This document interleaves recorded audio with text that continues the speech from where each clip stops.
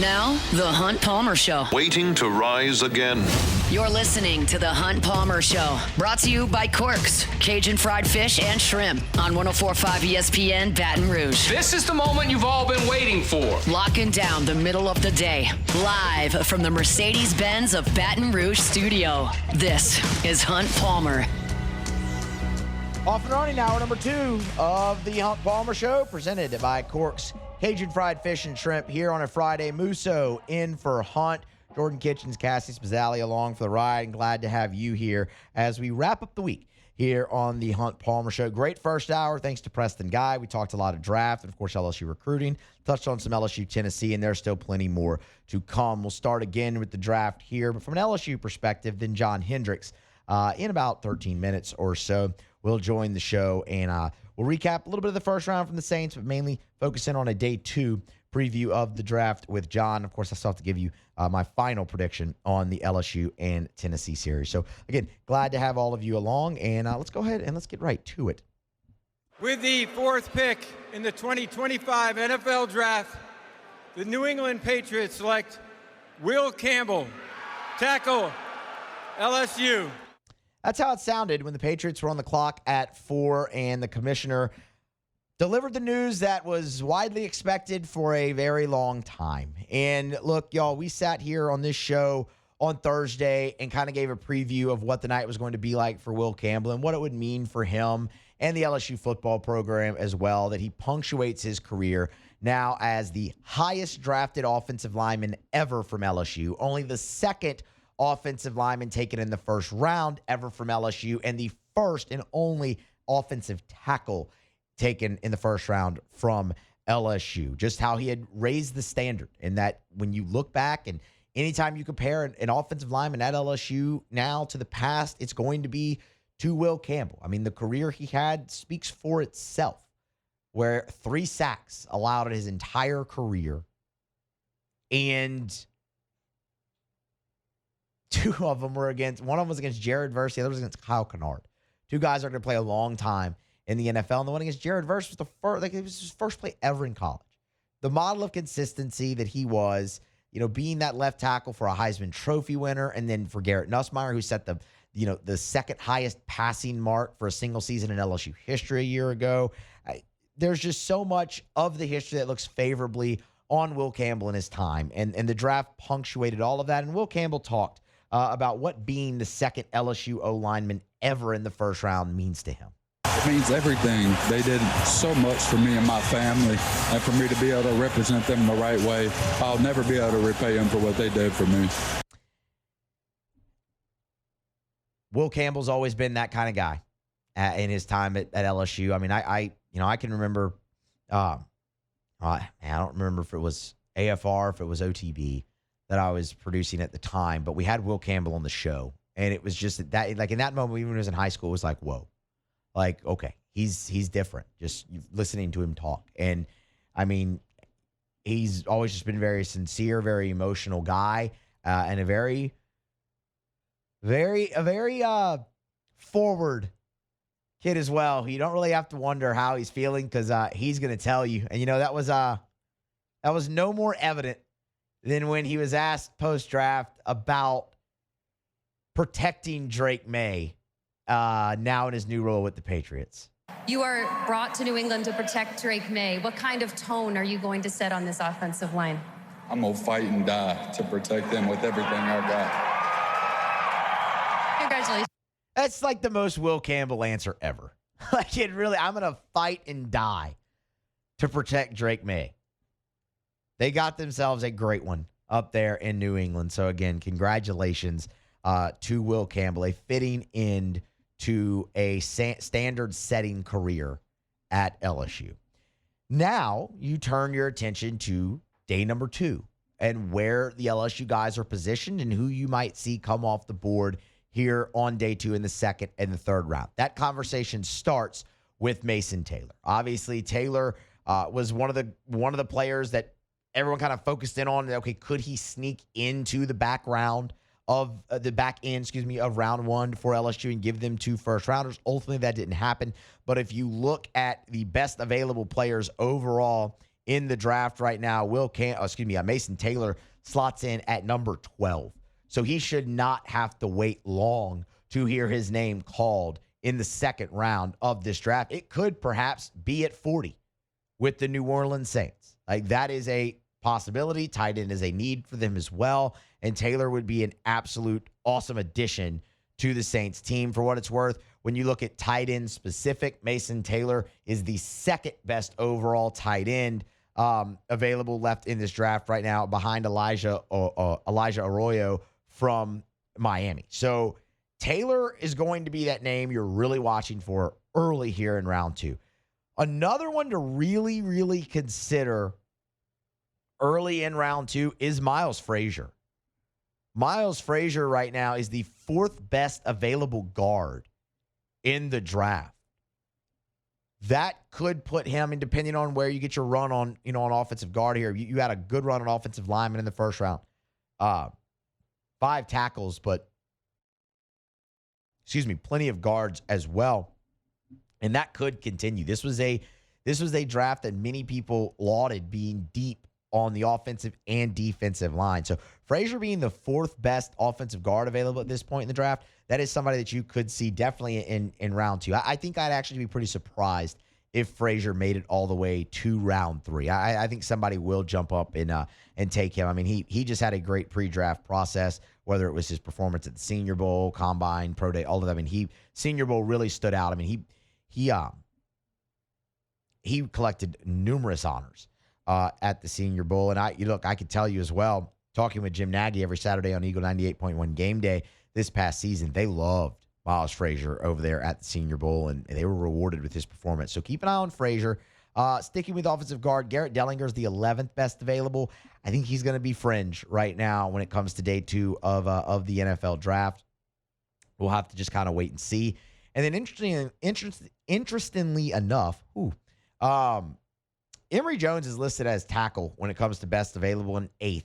So again, fringe probably for him, unless a team loves him at guard and moves up or snags him there when you might not be expecting it. But when I look at the guys day 2, round 2, who I think are just locks, I would go Taylor and Frazier. Everybody else probably on the fringe of day 2.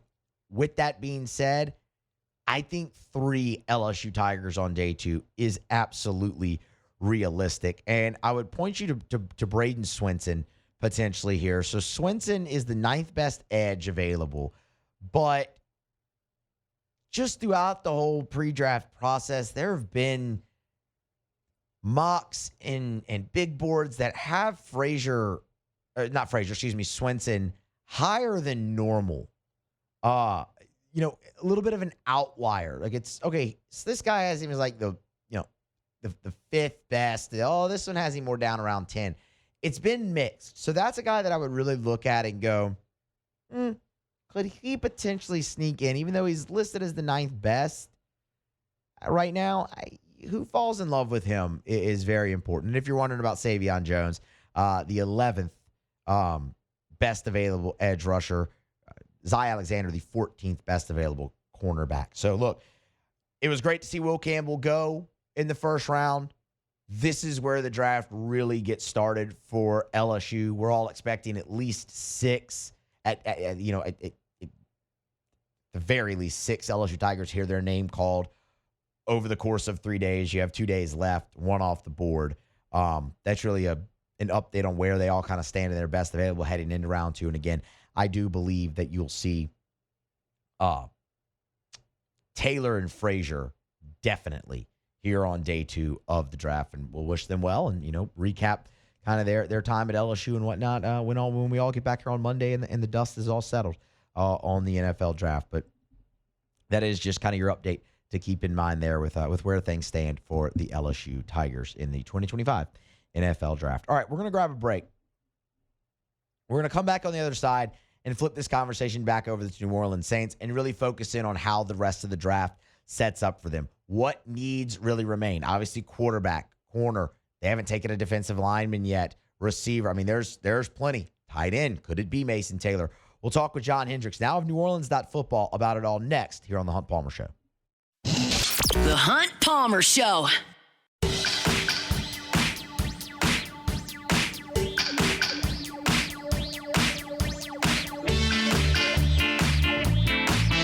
You're listening to The Hunt Palmer Show, brought to you by Corks, Cajun fried fish and shrimp.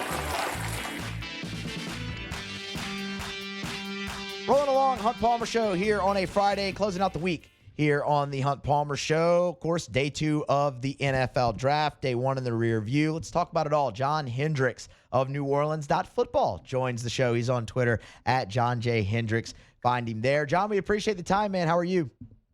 I'm doing okay, man. Just trying to recover. It's been a long day, long night, and it's another one tonight. So that's how it goes with draft. I was about to say, you got another one ahead and then another one after that on day 3. Let's start with round 1 and just get your overall thoughts on the Kelvin Banks pick at number 9 for New Orleans. Yeah, look, hardly a surprise for me. This is the guy I had mocked a couple of times, actually, and including yesterday. And so, look, I'd heard that offensive line was going to be the play for this team, right? And I get it. It's not that exciting, not the sexy pick or anything. But look, Kelvin Banks is a guy that I feel like is going to come in here, be one of those staples that Kellen Moore's looking for, that can start for your team for the next 5 to 10 years, hopefully.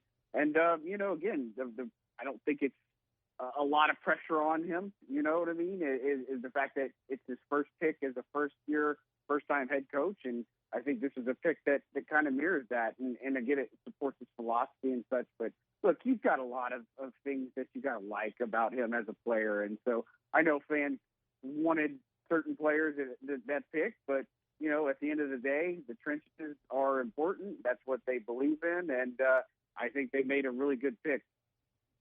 Look, I know after the round one of the draft, Kellen Moore in his media availability talked about, they got plenty of time to figure out where and what combination on the offensive line works the best. And he's right, they do. But I mean, for the sake of conversation, where do you think Kelvin Banks slots in best on this Saints offensive line? Yeah, I mean, I think it's interesting because if you can swap Taliesin Fuanga and then maybe put Banks there, I mean, Banks could be a left tackle. I'll tell you that much. I think he won't have any problems being a left tackle. I think the conundrum comes in is what do you do beyond this year? Because I feel like you could slide him inside. And, of course, they're looking for their best 5. And so I feel like with that, it's really up in the air kind of where they could go. I don't think Trevor Penning was horrible last year. I think he was absolutely serviceable. I don't know that he did anything that set the world on fire, if you will, but I think they're looking more at the long-term picture here when it comes to the offensive line. And so for me, I'd like to see him compete and learn a little bit over the line on left side, left tackle, left guard, but I'm sure he'll get some looks. But, look, I think Taliesin Fuanga can stay exactly where he's at, and they'll be happy about it. But this does give them some interesting questions and things to answer. And, the tough part about OTAs and minicamp is you're not really blocking people until you get into the thick of training camp. And so the next several months is going to be all about the football IQ and, the different types of things that come to play when you're learning the spot, if you will. The other big storyline that everybody was watching in the first round of the draft for the Saints was potential quarterback potentially trading back into the first round. John, best you can tell, how aggressive were the Saints in trying to trade back into the first round?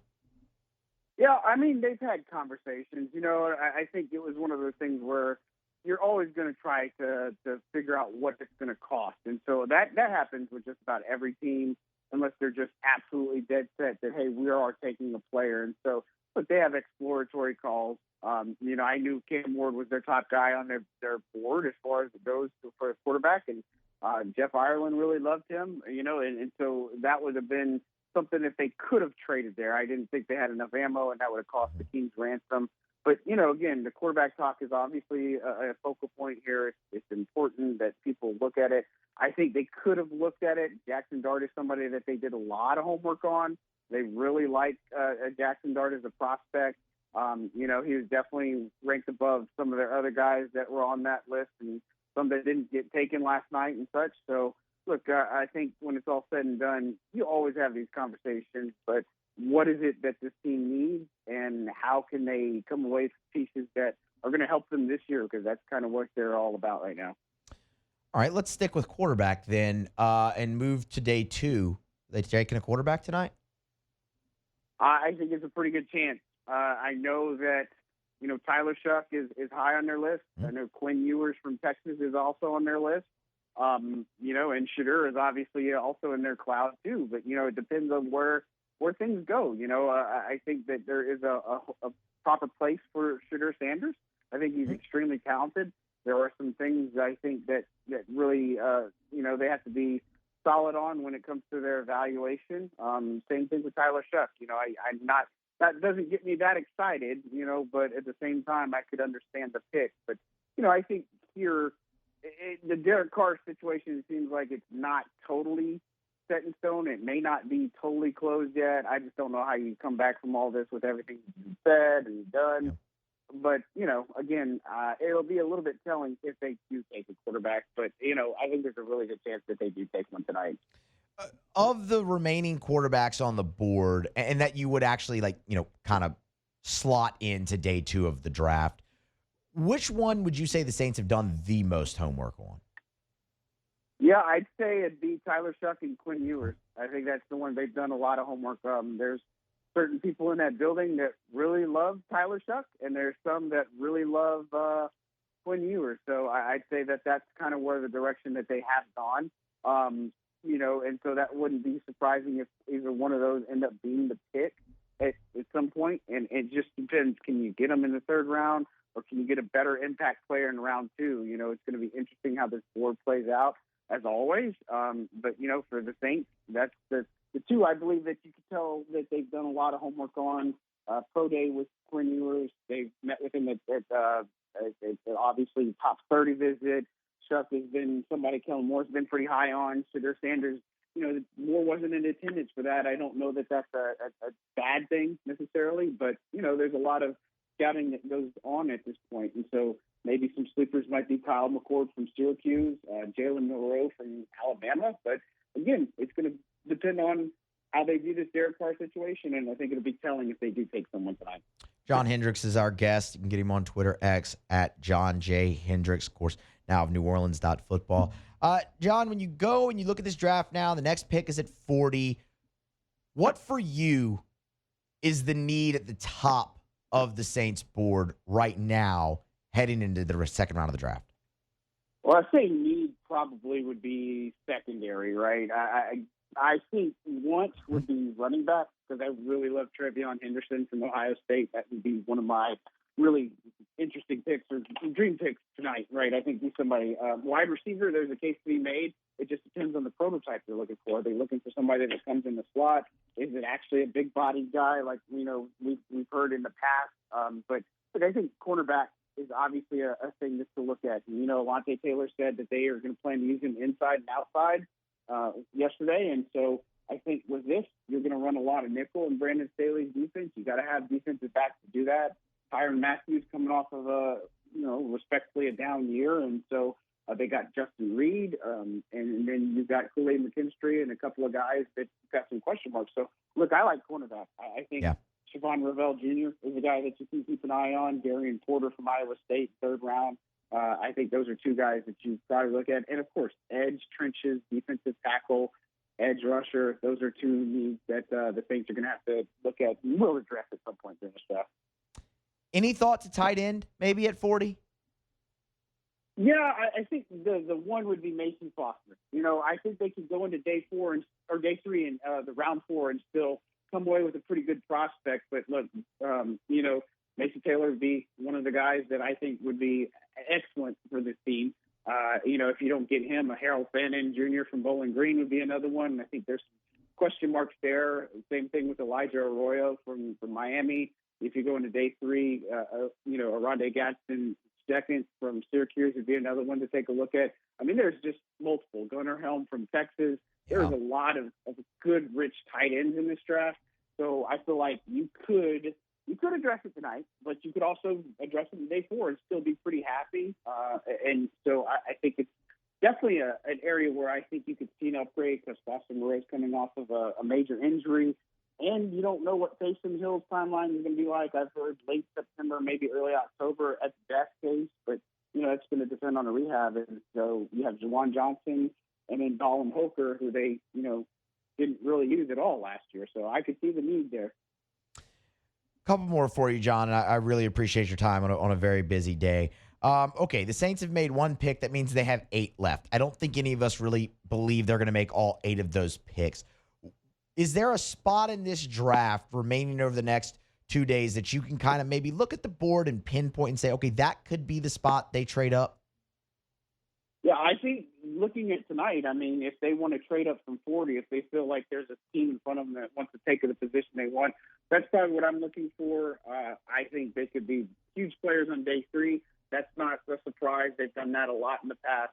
But, look, Kool-Aid McKinstry, that was a trade they made last year to make sure they get him. They had a first-round grade on him. And so, again, I think that's kind of where you're looking at and operating in this space is where do you have first-round grades on players tonight, and how eager do you feel you need to, or how aggressive do you need to be to pull that trigger? And, I think I could see the Saints doing it tonight, but absolutely active on day 3. I don't think they're going to make all 9 picks. I think they might come away with 6 or 7 at most. If the Saints make all 9 picks, that would be the biggest shock of the draft. No other move they could make, I think, would surprise me at least more than if they actually were to make all 9 picks. It might benefit them getting 9 new players, but it's just not their MO. It's just not their MO. John, we appreciate the time. As always, man, we'll have to do it again soon. Thank you. Appreciate you, man. Have a good rest of the day. You do the same. Again, that is John Hendrix. Get him on Twitter X at John J. Hendrix. Now of New Orleans.football over there with Nick Underhill and Mike Triplett. So John does great work. I enjoy getting to talk to John when we have the chance. Okay. And you know what? I agree with him. I like cornerback tonight too. The other thing that I would say though, in secondary, if the Saints could land, if the Saints could somehow, and again, you have to see how the board falls, but if they could land Nick Emmanwori out of South Carolina at safety, I think that would be a home run get for the New Orleans Saints. Because, look, obviously, Tyrann Mathieu is aging. I mean, even Justin Reed, yes, you picked him up, but he is aging. You need to start retooling that safety room. And Nick Emmanwori had a phenomenal year and a really good career in college, specifically at South Carolina. I would be all for that. But cornerback, I do favor that spot. I do favor that spot as well. And I know Ross Jackson, of course, with us over at LouisianaSports.net, he favors cornerback also. So we'll have to wait and see what they do. They have the draft. It's never a dull moment. But we'll have you covered here all across our station on all of our shows come Monday morning. We're going to grab a break. Come back on the other side. Final prediction time for LSU and Tennessee. Still have to get to take it or leave it as well. It's the Hunt Palmer Show here on a Friday, presented by Corks, Cajun Fried Fish and Shrimp. Stay here.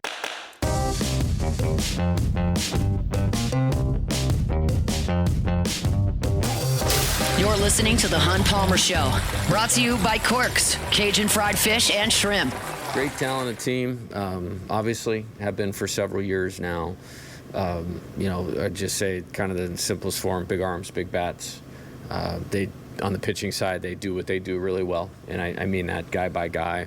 Offensively, they can really drive the baseball, and physical nature, and how they play offense. It always ratchets up a little bit more, especially these days when you have a big series at the box. And these days that has been Tennessee.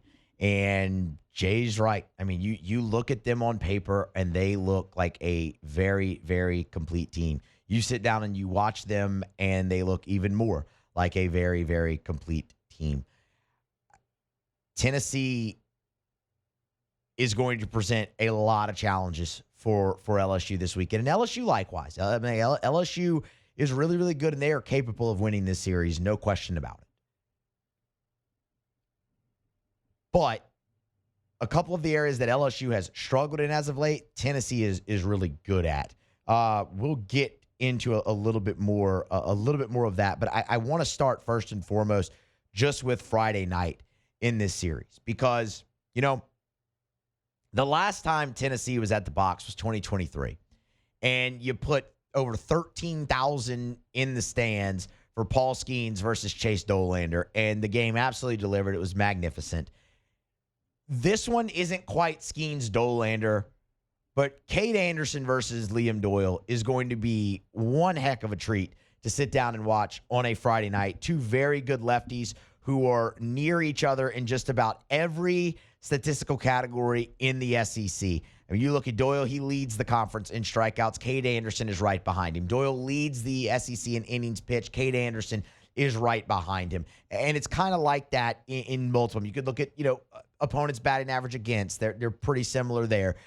It's two pitchers who have not only gone out each week and given their team the opportunity to win every game one. It's two pitchers that on more occasions than not have gone out and dominated in game number one. And you would look at that and go, man, that sets up for a pitcher's duel and runs being at a premium. And Jay Johnson was asked about that on Thursday. Is he expecting a pitcher's duel on Friday? You would think so. Just from, good pitching usually beats good hitting. It's the nature of baseball. What I would say is if you're a baseball fan, if you're a pitching fan, if you're a left-handed pitching fan, like this is one of those really cool games, to buckle up for. And, what I like about our players is sometimes, when you get a good challenge like this, it's typically brought out the best in them. And that's usually a trademark of good competitors. But, that's every week in this deal, man. It's literally 10 super regionals.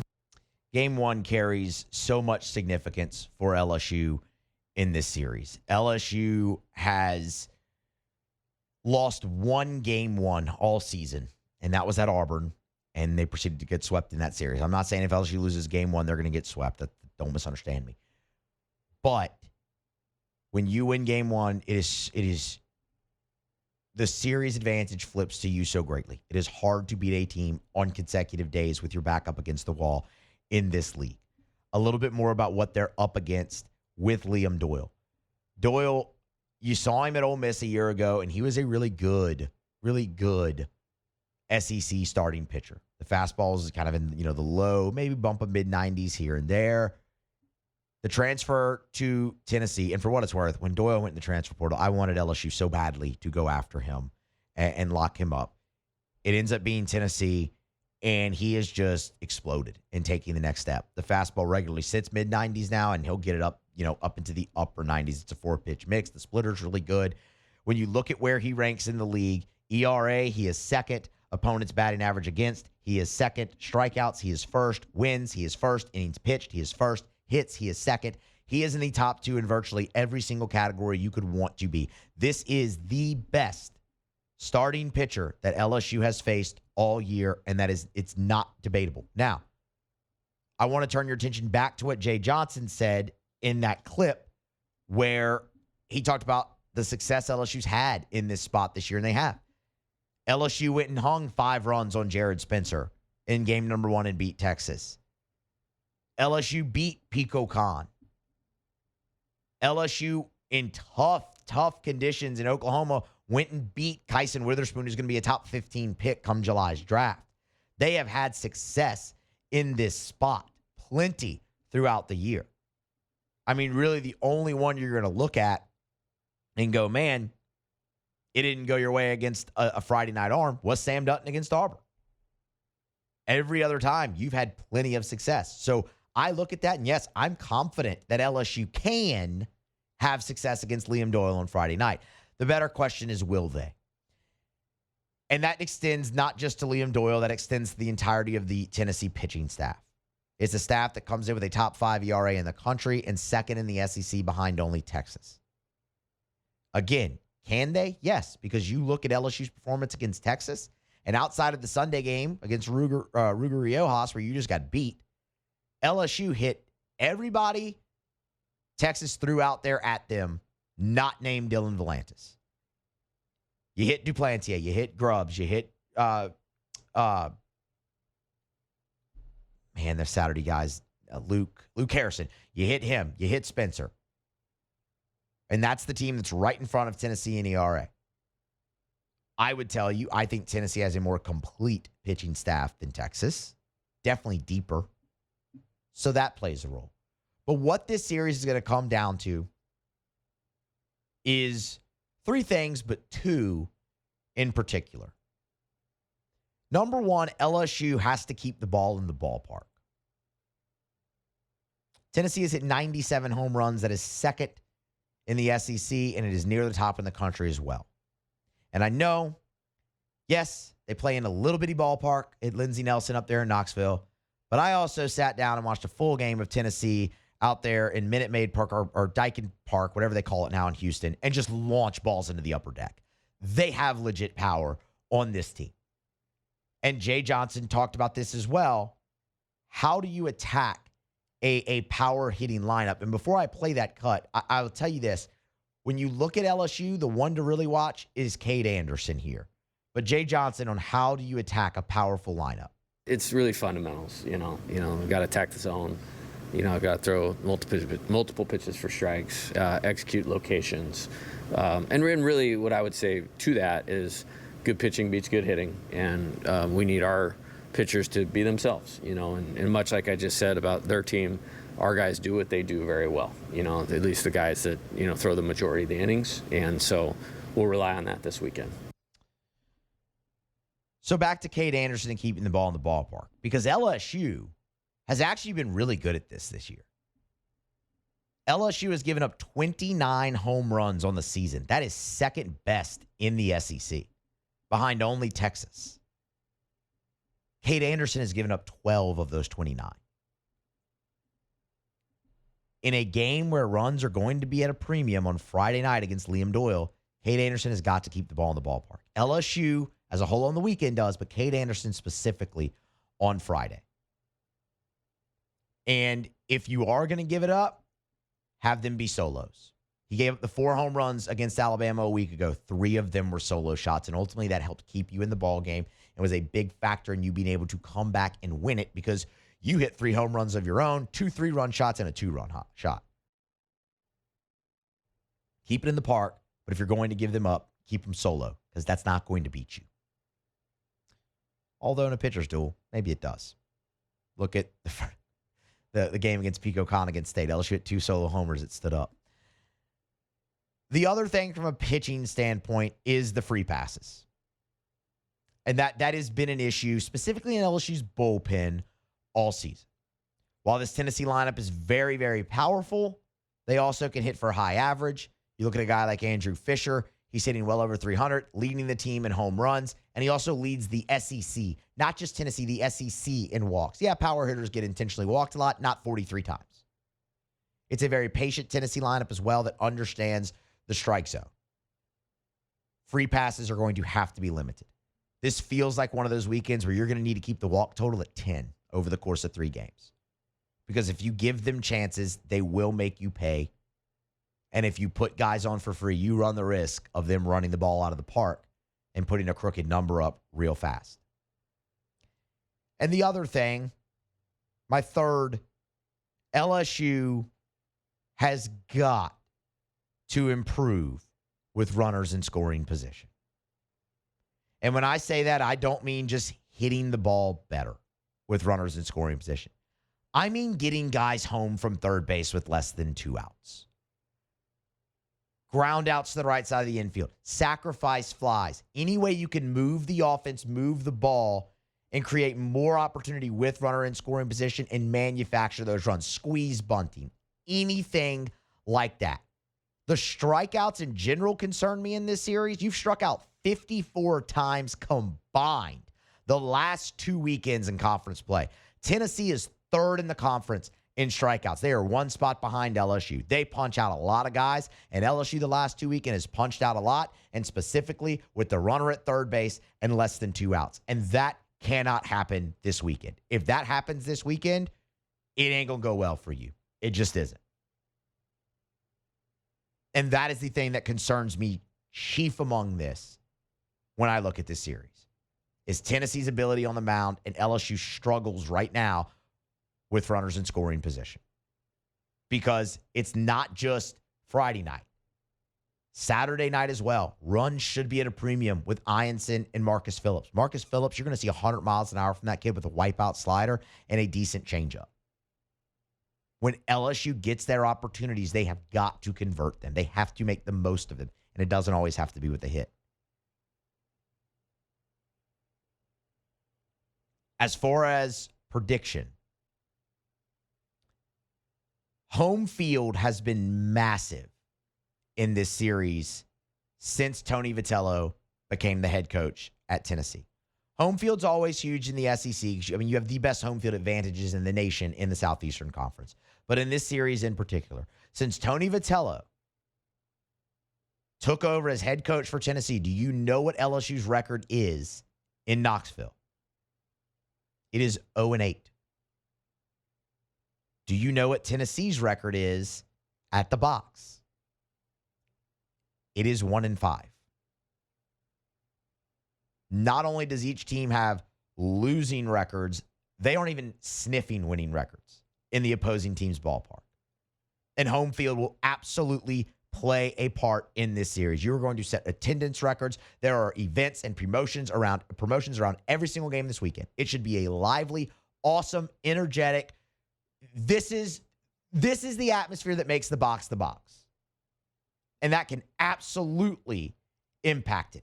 And one way LSU can use that to their advantage is putting pressure on Tennessee. I want to see LSU be really aggressive and run the bases this weekend. Tennessee has allowed the most stolen bases in the Southeastern Conference. Teams are stealing bases successfully at almost 80% against Tennessee. They're also near the bottom in fielding. Put pressure on that team, and that's how you can really use the home crowd to your advantage. But what I will never do is pick a team to win a series solely on home field. There has to be some other angle there.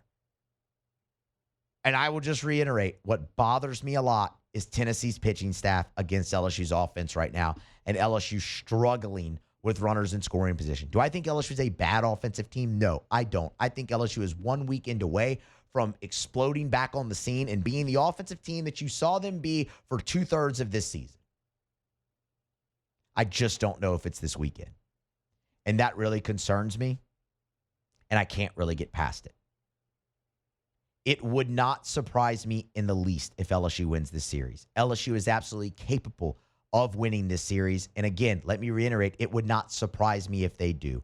I just, in good faith, with the baseball I've seen this team play the last 2 weeks in conference, cannot pick them to do it. So very reluctantly, I will take Tennessee to win 2 out of 3 this weekend, and I hate having to do that. But just in good faith, I cannot look at a team that has struck out 54 times the last 2 weeks, is hitting 172 with runners in scoring position, is not getting the guy home from third base. You have your best hitters in slumps and facing that pitching staff. Jay Johnson said it in an earlier cut. Good pitching beats good hitting. LSU's got good hitting, and right now they're not hitting well.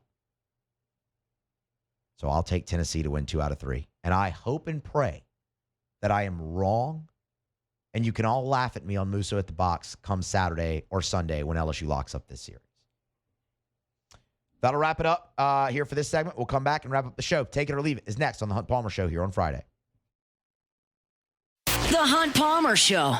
Genesis of Baton Rouge, genesisofbatonrouge.com. They're the only fully exclusive Genesis dealer in the state of Louisiana, and they're right here in Baton Rouge. I told y'all earlier this week, we were driving, my wife goes, "Oh, that's that car I really like. It's a Genesis." And she had no idea that I even do this. I was like, yeah, they're really nice. They're really, really nice.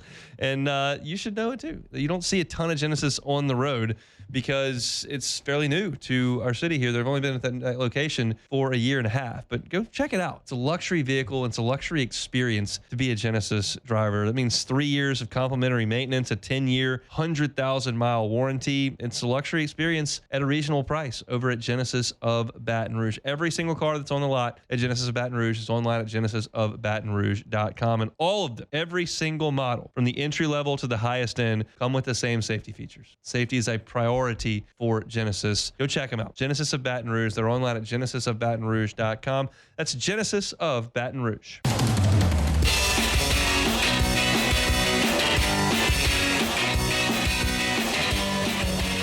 You're listening to The Hunt Palmer Show, brought to you by Corks, Cajun Fried Fish and Shrimp. Wrap it up a Friday edition of the Hunt Palmer Show. Send you into your weekend or into AFR if you're going to listen to Scone, which I highly recommend that you do. We'll wrap it up as Hunt always does with some Take It or Leave It. Take it or leave it. Take it or leave leave it. Take it or leave it. Today's hottest stories in sports, news, and sometimes even Hunt's life. The question is, will he take them or leave them? All right, Jordan, what you got for me? Well, we got a couple good ones. Hold on, let me get the music together. All right, so even before Ashton Jeanty plays a snap in the NFL, he's going to be the second highest paid running back in the league when he signs his rookie contract with the Las Vegas Raiders. Philadelphia Eagles star Saquon Barkley is the only running back with more guaranteed money, making $36 million. Oh, so Jeanty is $31 million for Jeanty, by the way, after he signed a 2-year extension in March. Should Jeanty already be the second highest paid running back in the NFL? I'm going to leave that, actually, because, I mean, look, I think the world of Ashton Jeanty. I think he's awesome. Yes. And he's going to be a great player. He's probably going to win Offensive Rookie of the Year if he stays healthy. Yes. But, I mean, there's still some really good running backs in the NFL. I mean, Derrick Henry immediately comes to mind as one. So I'll leave that. But I think Jeanty's got a great career ahead of him, provided he stays healthy. Okay, so this is where it gets a little tricky. So last night, Giants number 3 pick Abdul Carter was on a podcast with Micah Parsons, Penn State connections. Sure. So he says on the podcast, he has his eyes set on wearing the number 56 for the New York Giants. And if you don't know, that is retired for Hall of Fame linebacker Lawrence Taylor. So this is where it gets a little bit tricky. His current number 11 jersey that he wears is retired for QB Phil Simms.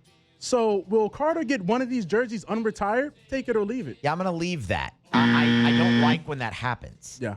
I think it was they were talking about Cam Ward even getting worn. Oh yeah, so he did. So he did get that number. Yeah, Warren I don't Moon, like that. Yeah, it's retired. Yeah. You retire the number for a reason, so no one else can ever wear it and associate themselves with that number. Pick 12. Pick 15. I don't know. Pick a more traditional linebacker number like 50 or 45.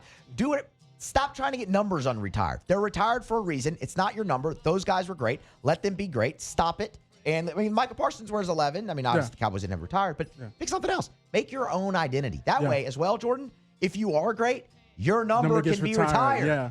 But also, it's like Lawrence Taylor's probably the greatest player to ever suited up for the Giants. So it's like, you know what? I want Drew Brees' number. It's like saying that. Right, yeah. Exactly.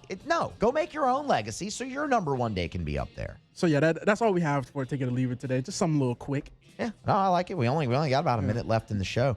Man, I've enjoyed hanging out here 1 to 3 with y'all the last 2 days. It's been some great chat. We had a lot of things, obviously, to talk about with the draft and a massive baseball series. So, we put a lot of time and effort into it, but it wasn't really hard to find things to talk about, which that's always great when you sit in this chair. So hopefully, there'll be some other times we can do this on the Hunt Palmer Show as well. Hunt is back on Monday. Of course, you can follow his stuff at LouisianaSports.net. He'll be writing about the baseball series and some football stuff all throughout the weekend. He'll be back in the host chair, though, on Monday to recap everything, the draft, LSU, Tennessee, everything that he missed when he was out. So be here for that.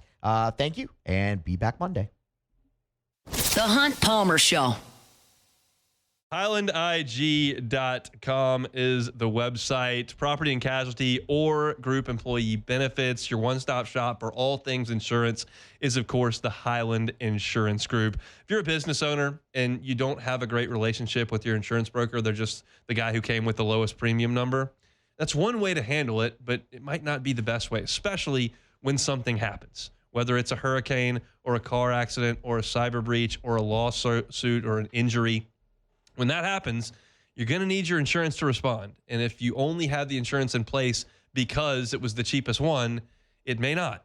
Jonathan Carver and his team can be a trusted advisor and a part of your team as a business to make sure that your business continues to run even if the event happens. Give them a call or check them out online, HighlandIG.com. They're right here in Baton Rouge, but they can help you out statewide. It's Jonathan Carver and his team at the Highland Insurance Group. They're online at HighlandIG.com.